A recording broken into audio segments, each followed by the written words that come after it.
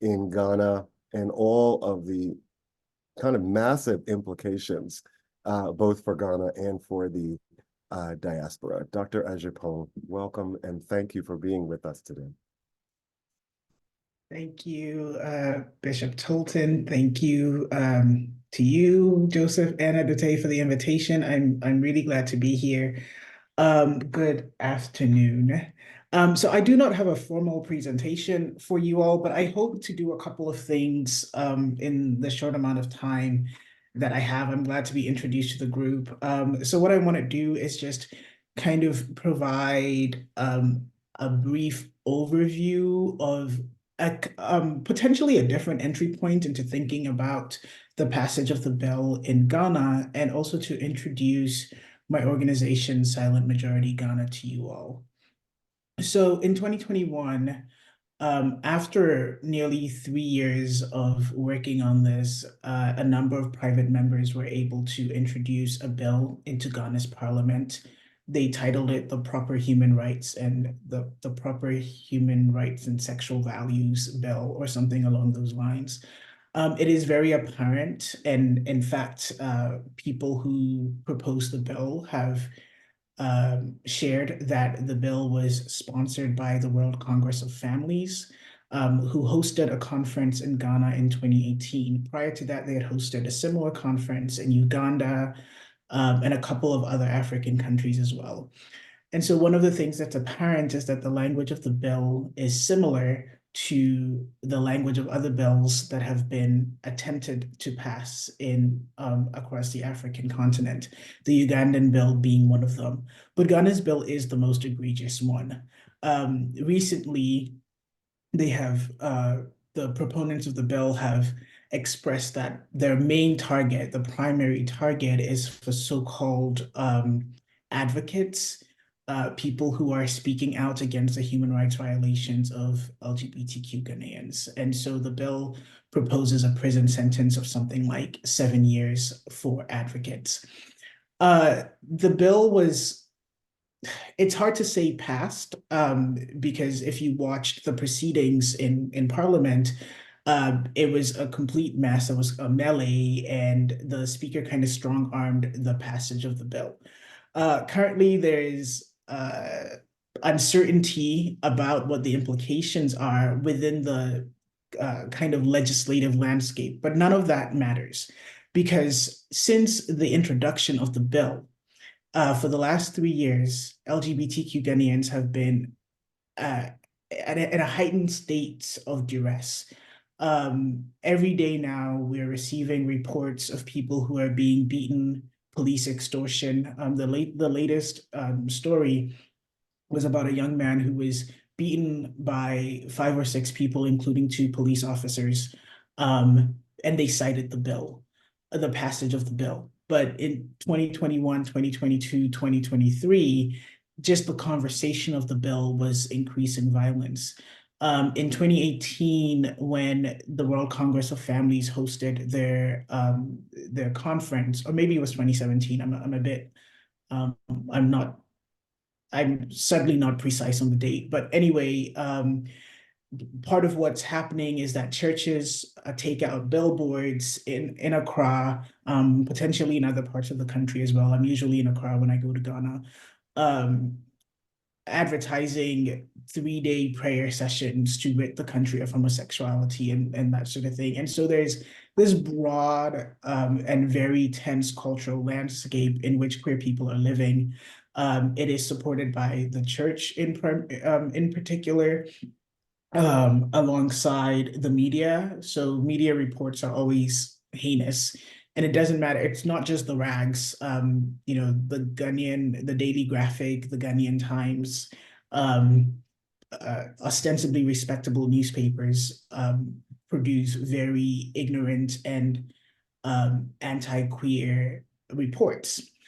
So that's the general landscape. There's a lot of work right now on people who are advocating that Akufo-Addo doesn't sign the bill, et cetera, et cetera. The reality is that Akufo-Addo doesn't even have the bill.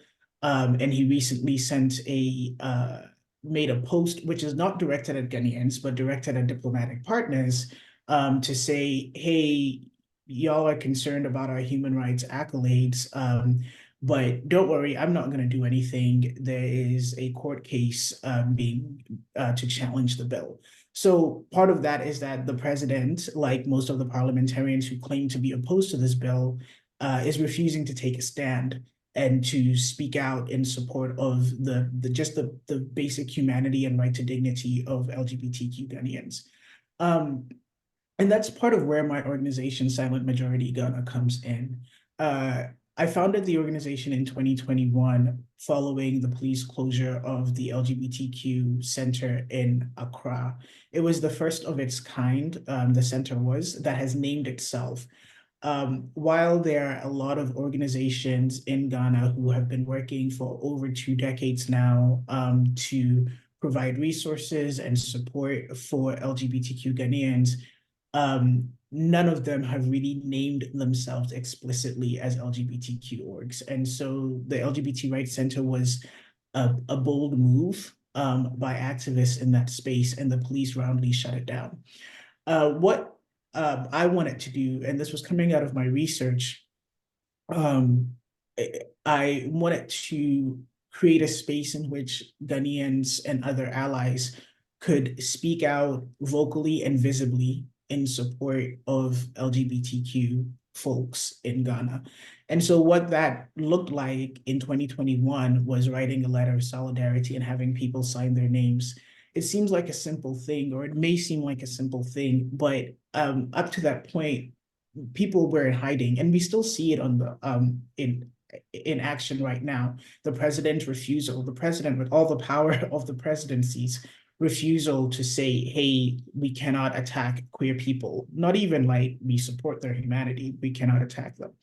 And so at this stage, beginning just last year, Silent Majority Ghana has been in the process of becoming a formal nonprofit as a way of securing resources for the work that we do. We're located here in the US. I'm in Cincinnati. And the approach that we're taking in this work is to coordinate a diasporic response. So to really mobilize Ghanaians in the diaspora and other allies, in particular, thinking about working in close solidarity with Black Americans who go do heritage tourism and are returning. And so some of you may have seen some of the recent reports about people moving to Ghana. But we're also aware that the issues in Ghana are not a national issue. They are a transnational issue that affects other African countries as well. And so the idea is really to mobilize these kind of transnational collaborations. But at the core of what SMG does is popular political education from an anti-colonial queer African feminist standpoint. We work with our members, so it's a membership org, and we work with our members to deepen their learning about these issues and develop strategies for addressing this landscape. The orientation is not necessarily a legal one, because there are a lot of people who are engaged in that legal landscape, but we recognize that even before the bill was passed, conditions were severe for queer Ghanaians. And so there needs to be an intentional cultural strategy, a cohesive and collective cultural strategy that's able to change that landscape. So I'm happy to answer any questions, but I hope this kind of gives you a sense of what the bill and its implications are, what is happening even without the bill, and what a small group of people are doing here in the US. But actually, I would be remiss if I don't mention that after Silent Majority Ghana was founded, a group also came up in the UK. They're called something like LGBTQI Solidarity Ghana UK. And just this week, a group has popped up in Canada, in Ottawa, called Queers for Ghana. So that's a very encouraging thing, which is to say that they are more intentional collectives that are coming together in the diaspora in response to this this terrible bill and the implications it has. And it also offers an opportunity for queer immigrants to find a space to gather and to also work together in this regard as well. All right, so I will stop there, and I'm happy to answer any questions for clarification. Adotei. Thank you so much for the presentation. I think you already spoke to the fact that the president is expected to make a decision on whether he will sign it or not, and he has now indicated that he's waiting for a Supreme Court review. That whole political process is obviously just one side of this. The other, of course, is the immediate threat and danger that people from the community are under. And I wonder whether you could share any of the plans that have that may be in the works or being discussed in terms of trying to at least protect people from mob violence or police aggressive behavior, which of course is sadly documented very well over the last couple of years and will just get worse with this legislation. Yeah. So first, the president does not have the bill because the bill is not done. So it's this kind of dodgy situation in which they passed a bill that they haven't signed, they haven't finished writing yet. And so that helps him to say he doesn't have a bill, et cetera, et cetera. Unfortunately, part of the issue with queer organizing in Ghana is that it's always been responsive or reactive rather than having a long-term horizon. And so I will say, for example, that 2-3 weeks ago, I emailed all the people that I'm in touch with to inquire about a strategy and to find out if there was anything in place. And I didn't hear back until maybe a few days ago, and I can share the document with you all. It's not a very robust document, which is to say there are no real plans in place. The responses, issue statements, tell the president not to sign for diplomatic partners, don't give visas to people, but there's not a response in place for protecting people from the kind of mob justice that they're being exposed to. The police are complicit. There are some orgs that have police partners, but no police officer is going to stand up in support of queer people. And part of what it is too is that a lot of people who are being attacked are poor and working class people. I do think that if people in the middle and upper classes were experiencing this violence, the police would probably be more inclined to protect them. But there's also this class component that's happening. So unfortunately, as far as I know, it's really kind of business as usual. And I know that there's support for additional documentation, but documentation doesn't take away the harm that people are experiencing. So I wish I could give a more satisfying answer, but this is what the case is right now.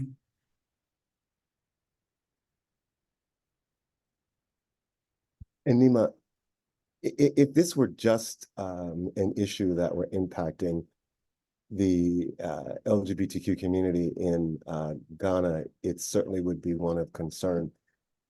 However, the broader implications for Ghana, I think, really need to be just kind of lifted up and crystallized. Could you help us there in terms of a couple of thoughts? This is a country that has been stable as a democracy in the midst of falling democracies all over the place in West Africa. And we've got the, the Pan-African connection here as well. So just your thoughts on the broader implications. Yeah, so, I think this is probably a really good opportunity to challenge Ghana's narrative, the narrative about Ghana. And so, yeah, Ghana has been touted as a place that's safe for democracy, but I mean, Ghana's democratic government starting in 1992 was a military government that successfully rebranded itself in collaboration with neoliberal institutions such as the IMF. And and that lasted for 8 years, right? Rawlins's presidency up until 2000, and then the transition to the NPP government and that back and forth. And within all of that, I don't think that the nation has successfully accounted for the violence of military rule that it experienced and how that shapes the political landscape. And so maybe there is an opportunity to think very seriously about that. Under this current presidency, while Akufo-Addo has successfully presented to the community of nations a Ghana that's free and upwardly mobile, it is also a presidency in which media freedoms have been seriously undermined and curtailed. It's a presidency in which the ways in which people were able to enter the middle class have been undermined. It's a presidency in which education opportunities have gone down. And so it is an important question to ask. What are the ways in which these attacks on queer people are being leveraged to distract in some ways? But I also don't want to talk about harms against queer people as a distraction, because it's part of this broader politic of undermining a lot of freedoms in the nation. So yeah, I think to your question, it just opens us up to think very seriously about this narrative that we tell about the nation, and then to think about the long-standing inequalities and violence that Ghana has suffered on its citizenship, including the ways that it has courted the diaspora. So just an example, a recent example of that is following the murder of George Floyd, when the whole world was protesting, a collective of Ghanaians also were highlighting the police violence, the Ghanaian police services violence against citizens. And the presidency sent the police to stop them, while at the same time hosting a beautiful ceremony speaking about police violence in the US. So this is the context in which all of these things are going on. And it's important to be very aware of that, and not kind of buying into that narrative of Ghana as a exemplary democracy in West Africa. It's not. Thank you, Moya, then Albert. And I know we have about 8 minutes left. Moya? Thank you. Yes, thank you, Anima. And it's unfortunate that Ghana is going through what it's going through, and we stand with your community. I have a couple of thoughts, and I've been working or supporting in the sidelines communities or activists from Uganda. But as Bishop Tolton said, that it's not just Uganda; it's Namibia as well, Zambia, a little bit of Zimbabwe, Tanzania. So one of the things that we've been trying to see is how can we have a regional response as opposed to by country, because some civil society groups in different countries don't have the same level of abilities to respond. So for example, the US supported a lot of PEPFAR organizations in Uganda, but not so much in Ghana. So you find that civil society in Ghana is not as well resourced as that in Uganda. So that's one, a regional response. And I think also for me, one of the things that I've been trying to get people to think of is a more long-term response as opposed to short-term. Because right now we're just responding. But I do think that we need to concentrate or put more resources in education, awareness, tolerance, things that are built over time as opposed to things that are legislated. And I'm from the region, right now it's like down people, and I put this in quotes, down people's throats, because then it's not sustainable, right? And you can only throw so much money at it. So I really do think that we need a long-term strategy, or if it means actually just going back to the drawing book, seeing how do we increase tolerance in our communities. And then the point that you mentioned of Ghana and the repression, the challenge, and I'll refer again to Uganda, the criticism against the US foreign policy towards Uganda in responding to the LGBTQ community, and also the World Bank, involving the World Bank and the IMF, was that there were serious human rights violations around Uganda's election. And the World Bank and the US did not respond as harshly as it did against, in response to the threats to the LGBTQI community. So, that one alienated some civil society organizations, but also let's speak frankly, the US put itself, or the international community put itself in a corner. Because now with, for example, Ghana are they going to respond the same way? That are they going to utilize the tools of the World Bank and so forth? Yet we know that the US is looking towards Ghana as a partner in the West, given all that has happened with its other security partners. So then the inconsistency in US foreign policy or the international community policy comes up. Whereas if they had just stood with human rights in the first place without picking and choosing which rights to be more forceful and aggressive with. But I mean, now that the horse has bolted, what do we do?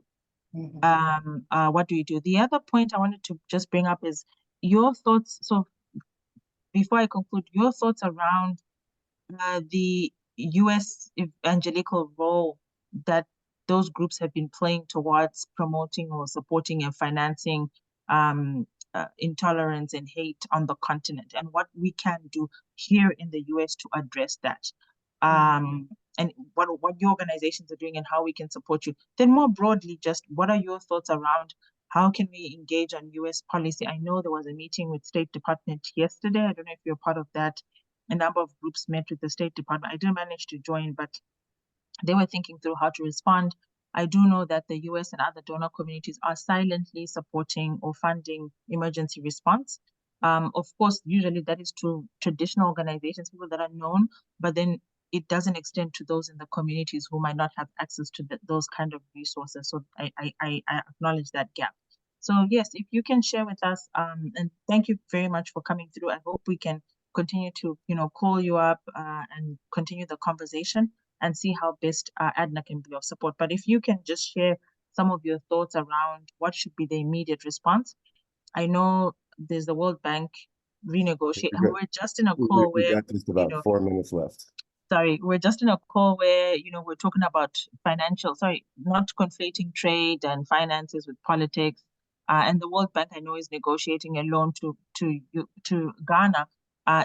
And the ministers, I think the finance ministers have recommended that law is not passed because then it jeopardizes Ghana's economic situation. So is that something we should be leaning on? That's something we're also thinking of. Should we be supporting you guys to lean on the World Bank at this point in time?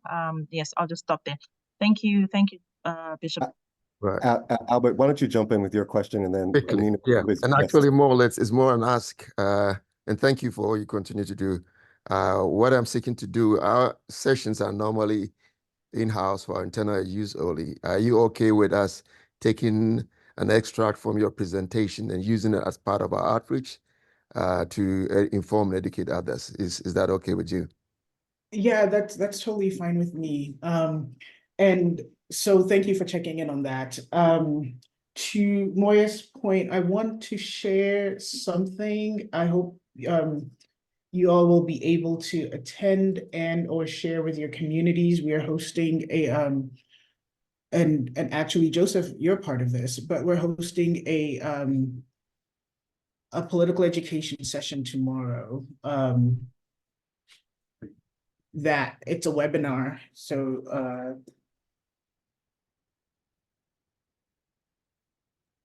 and yeah, and I included a link to sign up. And I think that that's a space in which I hope that we can begin to have this transnational conversation.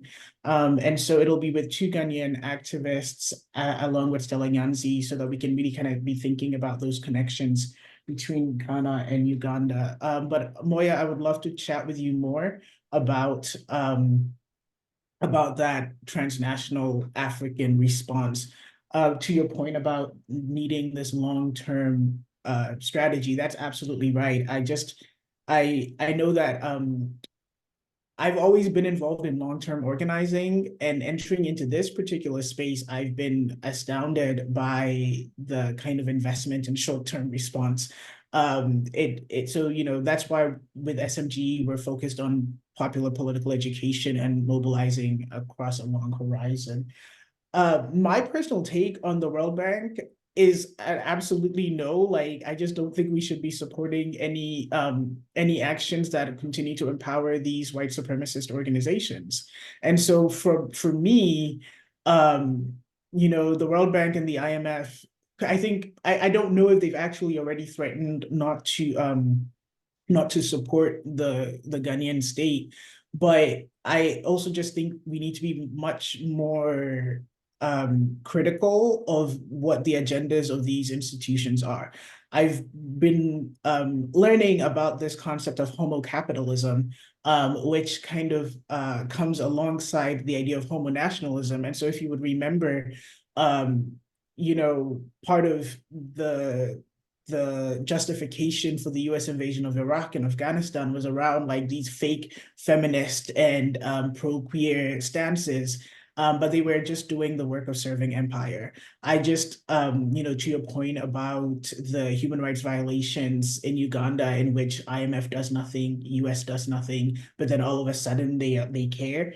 I just think we should be critical of that. And so I am not, and I will not be signing SMG onto anything that further empowers these organizations.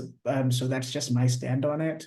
I also see why there are people who do, but just the politics of the situation are that for me. And to answer the question about the US the role of US evangelicals, one of the things, and actually part of why, and I'm so thankful for Joseph for saying yes to come give an invocation at our at the event tomorrow, is that I also think we need to be strategic about wresting that narrative, that kind of spiritual violence away from the evangelical right. So within the Ghanaian landscape, Christianity is equated with this kind of colonial ideologies around sexuality and gender. And yet we also have our indigenous spiritual practices that have also been colonized, right? And so really being able to be intentional about engaging spirituality in this fight is important. I don't really have like a clear response for how to deal with US evangelicals who are also causing havoc in the US. And so, I'm happy to think with folks about that. But for us, really kind of thinking seriously about spirituality in our strategy is part of how we're responding to it. Thank you. I know that we're at time based on your own schedule today. But Dr. Ajapong, we are really blessed to have you here with us today. And I know that ADNA looks forward to building this relationship with you. Thank you for your presence today. Yeah, thank you so much for the invitation. And I'm happy to be in conversation. I'm sorry that I have to run, but I hope we can follow up at another time. Cheers. No, thank you. Stay safe.